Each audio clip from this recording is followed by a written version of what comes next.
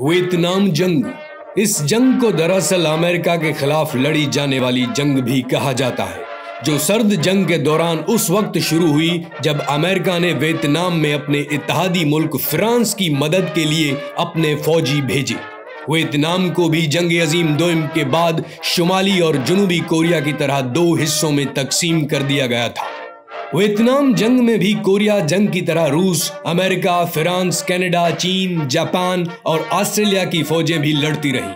تاہم ویتنام کے عوام کے اتحاد نے سب کو سرزمین سے نکلنے پر مجبور کیا۔